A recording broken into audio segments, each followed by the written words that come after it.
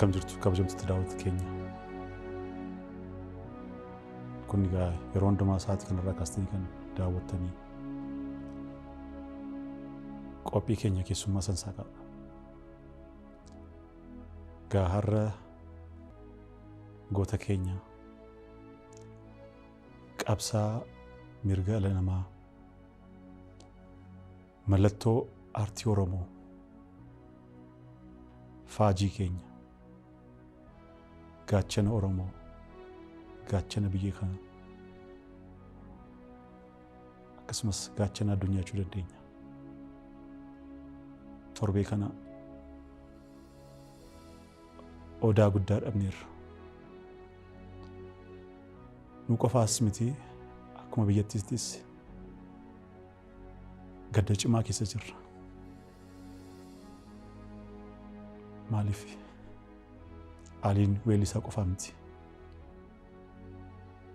Aliin ogeessa muuziqaa qofaa miti. Aliin maalummaa Oromooti. Aliin waan hundaa keenyadha. Namni afaan hin beekne gaafa Alii arguu Oromoo yaadata. Aartii Oromoo, saba Oromoo yaadata. Nama akkasii dhabne.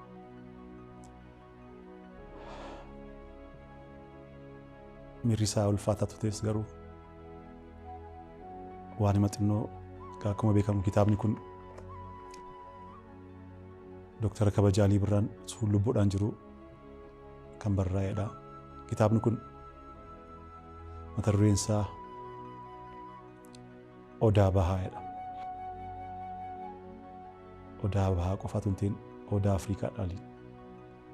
Garuu dhaloonni isaas karaa bahaatti gati ta'eef mata duree kana fayyadamanii afaan sadiin barreeffame. Afaan Oromoo, afaan Amaariffaa, afaan Ingiliffaadha. Goota qabsaa kana bara 1940 magaalaa Dirree Dawaatti dhalate guddate. Barnoota isaa jalqabaas magaalaa Dirree Dawaatti barachaa ture. Fedhii muuziqaa gati qabuuf jalqabumaa kaasee gara baandii Afran Qallootti makamee sagalee isaa kiloolee bareedaa kanaan hojii isaa eegale. Kun isaaf salphaan turre yeroo sanatti yeroo afaan Oromoon dubbatamuun sodaatamu sanatti maalummaa isaatti hin dhoksin nama ifatti ba'ee Oromummaa isaa ifatti ibsedha. Har'a afaan Oromoo dubbachuun salphaa ta'uu danda'a. Yeroo sana garuu ulfaataadha. Aariin akkuma beekamu Afran Qallootti hojjechaa jiru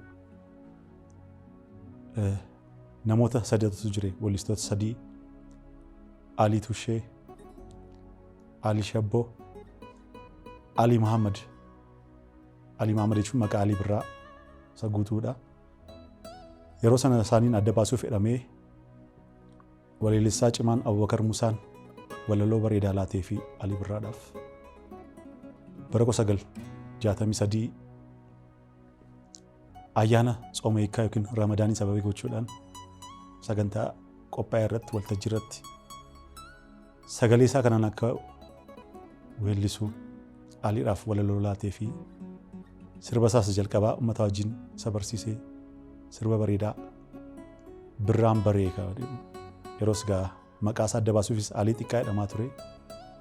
Birraan Baree kan jedhuun sirba waltajjii irratti uummata baay'ee namoonni hedduu raajeffatanii achuma maqaan isaa gara Alii Birraatti jijjiirame. Hojii isaa kanatti akkuma jalqabetti baandiin Afran Qalloo gaafa diigamu namoonni baay'ee biyyaa godaananii iddoo baay'ee gaafa deeman warra achi keessa jiranis gara Jibuutiis deemee ture Aliin. Waan baay'ee keessa darbaa ture. Hojii gara biraas jalqabee ture. Hojii dhuunfaadhaanis jalqabee ture. Kana hundumaa dhisee garuu keessi isaa aartii gati waamuuf deebi'ee immoo gara Finfinneetti dhufee gara Kibur Zabanyaatti immoo makamee weellistoota hangafoota akkuma Itoophiyaatti Xilaahun Gassasa, Mahammud Ahmad, Buzinash Baqqala, Taamiraat Mollaa fa'aa wajjin sagalee isaa bareedaa kanaan makamee hojjechuu jalqabe. Garuu kan nama gaddisiisu bara sana kaasee waan hedduu hojjeteedha. Garuutu barbaannee riikardiin sirba isaa baay'een hin jiru. Maaliif yeroo sanatti ulfaataa ture afaan Oromoo sirba. Kan hirriyoonni isaa riikardii ta'ee achi keessa jira. Kan Alii garuu dhiyoo kanadha. kan baay'inaan biyya alaa deemee kilipii hojjetetu argachuu dandeenya. Wanta kana keessa hundumaa darbeetu Aliin kanaas ka'e. Alii Birraan bara isaa guutuu Oromoof qabsaa'e. Yeroo baay'ee intarviiyuu isaa irratti ani ijoollee ala 267 qabaadha. Sirbanni uummata Oromoof sirbee akkasumas akkuma addunyaatti Alii immoo kan adda godhu nama afaan 7 dubbatee afaan 6 immoo weellisee keessa akka Afrikaattis nama jalqabaati. Afaan Amaariffaan sirbaa, afaan Oromoon sirbaa, afaan Harargee, afaan Hadaree, afaan Arabiffaa, afaan Siyuudish. Nama akkasii gaa fakkeesseetu hin ta'in sirriitti immoo dubbiseetu hin ta'in afaan isaa sirriitti beekee jedaloos ofiisaas hin hojjetaa ture. Nama akkas hojjetee dhagaa. Artistii Oromoo qofaamti kan dhabne.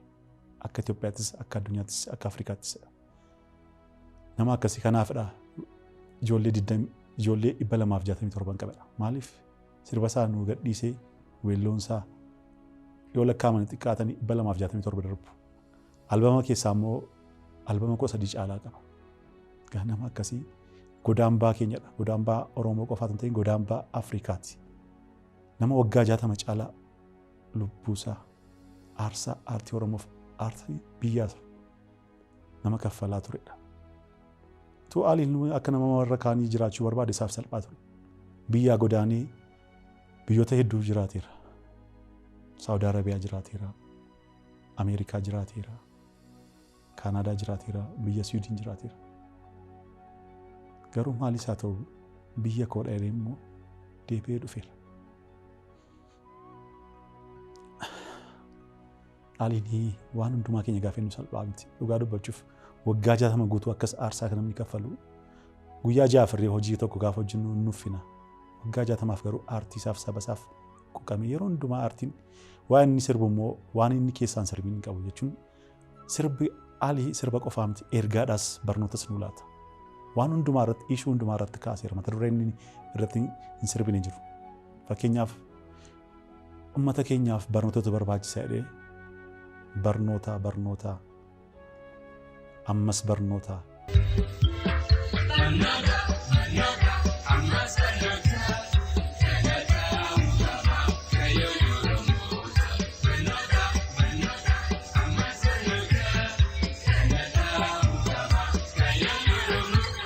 Kana ta'uu qabaa kaayyoon Oromoo ta'e dhugaadha. Barnooti biyya tokkoof akkam utubaa akka ta'uu danda'u namni barate yaa akkuma beekamu Birgidaar goota keenya Taaddasa Birruunis waa'ee barnoota irratti xiyyeeffachaa turanii isaan keessaas immoo gooti keenya biraas Alii Birraanis waa'ee barnoota irratti kan faarsaa ture. Barnooti hammam waan hundee keenya akka ta'e hundumti keenya beekna. Kana qofaas miti waa'ee tokkummaa sirbeeraa. Haati keenya takka maaltu addaan nu baaseera. Kun ammas akka irratti dhaggeeffatama. Kana qofaas miti immoo karaa manni abbaa gadaa eessaa dhaqeen galma isaa jajjabeessaa taa'een seenaa isaa babarreessaa jedhe. Karaa manni abbaa gadaa fedhamu galma qofaa miti. Abbaan gadaa maal hojjechaa jiru sirna gadaa isa keessatti Oromoo akka ilaallu nu gochaa ture Aliin. Yeroo sanas gaa sirba isaa sanarree affeeramuuf karaa manni abbaa gadaa kiliipiin isaa irra hin jiru ture. Arga galmi abbaa gadaa Adaamaatti ijaarame booddeedha. Sirba sana viidiyoo wajjin kan ilaaluu dandeenya. Kanaaf Aliin qabsaadha gaafa inni callame inni miti. Amma lubbuun isaa baatuutu amma 7 3 7 4 4tti wal jaalladhaa. Tokko taa'aadha. Garuu akka biyyaatti sadhabnee jirra. Lammiin keenya hundumaatti aarsaa hedduu kaffalaa jiru. Waadaan inni laatee darbees kan kaayyoo isaa galmaan akka geenyudha. Akka wal jaallannu waan inni nutti dhiisee deeme kaayyoo isaa galmaan ga'uu qabna. Aliin hin duune yoo jenne kaayyoo isaa galmaan ga'u yoo geenye qofaadha. Goota kanaaf immoo waan isa malu guyyaa tokkoon waa'ee isaa dubbanne yookiin kitaaba tokkoon waan barreeffamee dhumumti waa'een Alii Birraa. Garuu tuma danda'amee yeroo hundumaa waan isa akka daawwannuuf turistoonni biyya alaas dhufanii akka riisarchii irratti hojjetaniif magaaluma Finfinneetti waan yeroo hundumaa isa yaadannu siidaan yookiin immoo manni muuziqaa maqaa isaadhaan akkuma mana muuziqaa Yaareed jedhamu mana muuziqaa Alii Birraa afaan Oromoodhaan dipaartimentii tokkotu waan akkasii jalqabamee yeroo isaa Aliin duuneenna. Kanaaf nunu ammam wal jaalanna. Aliin waa'ee jaalalaa sirbeera, waa'ee bareedina Oromoos sirbeera.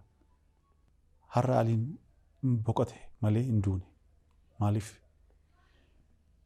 duuti gootaa foon isaatu du'a malee seenaan isaa hin du'u.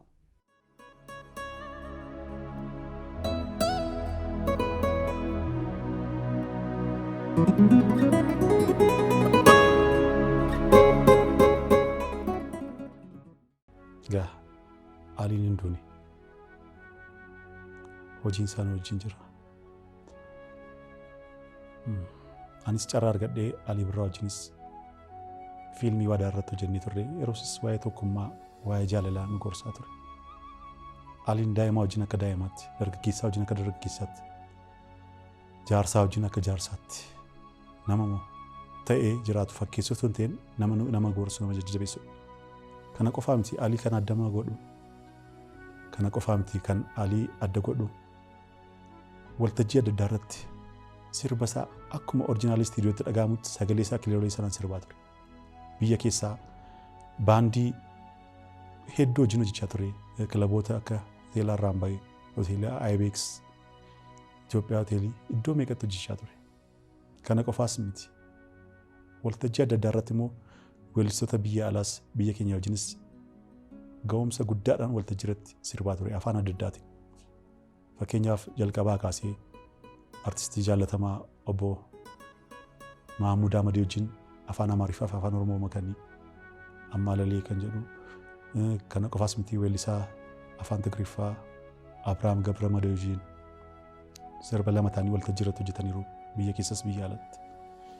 Yeroo dhiyeenya kana immoo weellistuu Heelan Baree waliin sirba bareedaa afaan Oromoof hojjetaniiru.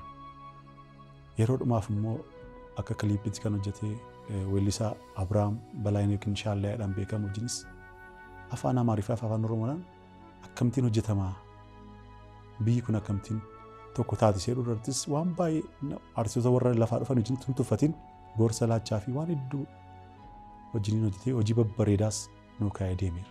Kanaaf Aliin kan Oromoo qofaa miti, kan Itoophiyaa qofaa miti, kan Afrikaa qofaa miti. Alii Birraan kan addunyaadha kan jennu. Weellisaa hundumaa irratti immoo jaalalaan nan dadhabeen jedhu guyyaa waraabbii adda addaa irratti isaanis argeeran.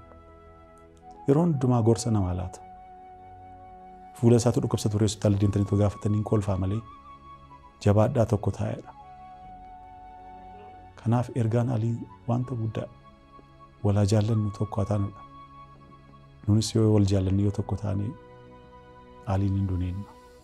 Qabsaa'ota hedduu dhabaa irra gatii ta'eef qabsaa'ota hedduu immoo gaafa darbanii ergaa nutti laatanii deemu. Malee waggaa waggaadhaan isaan maqaa isaanii qofaatu hin ta'in kaayyoo nutti dhiisanii deeman sanis galmaan ga'uu qabna.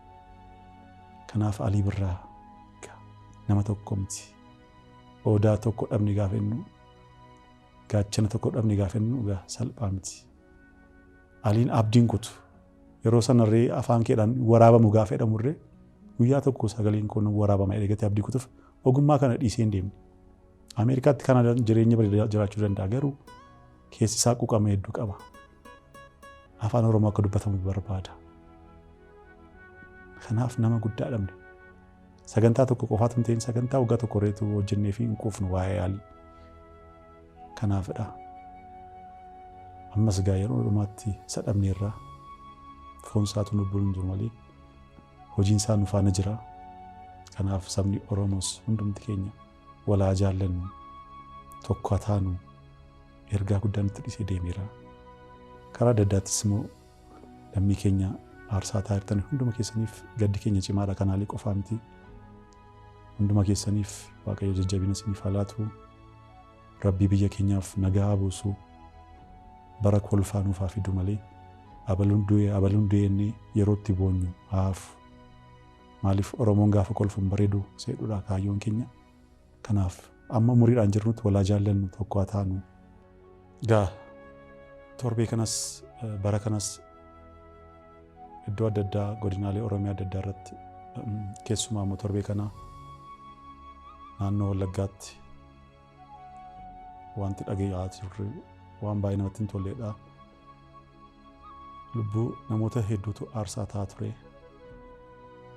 Nun kaayyoon keenya uummanni keenya nagaadhaan akka buluudha. Kanaaf achumaanis qaamni dhimmi isaa ilaallatu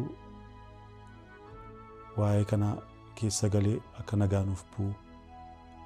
Uummanni keenyas darara kana keessaa akka ba'u dhugaa isiniin jedha. Sabni keenya akka kolfuu barbaanna malee waggaa waggaadhaan akka ba'u hin barbaannu. Kanaaf namni qaamni isaa ilaallatu hundumtuu waa'ee kana irratti taa'anii sirriitti xiyyeeffatanii akka nagaan bu'u. Sabni keenya akka duriitti hojjetee akka galu, akka jaalalliif tokkummaan akka dhufu sirriitti itti yaadanii xiyyeeffatanii saba keenyaafis yaadanii tolaa kun ergaa keenyadha. Maaliif sabni keenya hundumtuu bu'aa nuuni isaas hojii gaafa hojjennu nutti hin tolu. Qabni isaanis gaddi isaanis gadda keenyadha. Kanaaf godinaalee Oromiyaa adda addaa irrattis akkuma biyyaattis gadda cimaa keessa warra jirtan hunda keessaniif akka dhuunfaattis ta'e akka qophii sansaakaattis hunduma keessaniif jajjabina hawwinaa. Warra du'anis Rabbi nama jannataa nuuf haa godhu. Kanaaf qaamni ilaallatu hundumtuu sirriitti taa'ee mari'atee akka nagaan bu'u kun yaada keenyadha. Haaluma kanaan gaa torbeen kun waan baay'ee namatti hin tolledha. Akka Oromiyaattis gadda cimaa irratti jirruuf ergaan keenyas kanumadha. Nun gaafaas dhaabbannu sagalee uummataa ta'uufidha. Kanaaf maaloo walaa jaallannu tokko haa taanu. Warra hidhamanis ba'anii akka hojjetanii, warra dhukkubsatanis fayyanii akka jiraatanii barbaanna gatiteef kun ergaa keenya hundumaadha. Haaluma kanaan gaa dinqisiifattoota yookiin Dooktara kabajaa Artiist Alii Birraa, qabsaa'aa mirga namaa, Odaa Oromoo gaachana keenya gaddasaaf warra gadditanii hunduma keessaniif jajjabinaa hawwinaa. Qabsaa'aa keenya Artiist Alii Birraadhaafis immoo boolla isaatti booknaa guutuun lubbuu isaas Rabbi jannatatti nuuf haa galchu. Alii ati hin duune hojiin kee nu faana jira. Ammas ergaa nu laattee fixatti amma baasnutti nuuni sirrafnu amma dhumaatti amma si bira dhufnutti afaan keenyaaf aadaa keenyas tokkummaa keenyaaf numa hojjenna. Kanaaf ergaa guddaa nutti laatteettaa. Carraa makanaan immoo warra sagantaa kana hordoftanii iddoo jirtanitti hundumaanis walaa jaallannu. Waggaa meeqa jiraanna? Bara jiraannu kanatti immoo waa tokko hojjennee darbinu saba keenyaaf malee wal jibbaa wal ajjeesaa umurii keenya fixuu hin qabnu. Obbolaama tokkodha nuuni. Kanaaf tokko haa taanu, teenyee haa mareennu, walaa jaallannu. Lubbuun namni tokko akka darbu hin barbaannu. Kanaaf hundumti keessan warra sagantaa kana hordoftanii hunduma keessaniif warra maatiin jalaa miidhamtaniif akkasumas Oromoota maraafis hunduma keessaniif jajjabina guddaa hawwinaa. Kana Alii qofaa miti godinaalee Oromiyaa hundumaa irrattis warra gadda keessa jirtanii warra ijoollee keessan dhabdanii hunduma keessaniifis ijoolleen keessan ijoollee keenyadha. Obbolaan keessan obbolaa keenya dhagatti ta'aniif gaddi keenya kan hundumaadha. Rabbi biyya keenyaaf nagaa haa buusu. Kanumadha ergaa keenya. Walaa jaallannu, tokko haa taanu. Ergaa baay'ee nu laatamee jira. Waadaa hedduu nu laatanii qabsaa'otni Oromoo hundumti isaanii ergaa nu laatanii deemuu baatteef kaayyoo isaanii galmaan haa geenyu. Kaayyoon isaanii nu guddaa immoo tokkummaaf jaalalaa. Tokkummaaf jaalala irratti tokko haa taanu. Sadhumaa irratti gaa hunduma keessaniif akkasumas immoo sagantaa addaa kana kan qopheessine weellisaa keenya Artiist Alii Birraa irratti namoota gadditaniif hunduma keessaniifis akkuma Itoophiyaattis akkuma Afrikaattis jajjabina guddaa isiniif hawwinaa. Alii koo yeroo hundumaa si jaallanna. Ati hin duune nu keessa jirta. Boolla keetti booknaa guutu. Lubbuu keessa jannataa galtu. Alii koo si jaallanna. Galatoomaa. Torbeen kunis torbee milkii, torbee nagaa isiniif haa ta'u.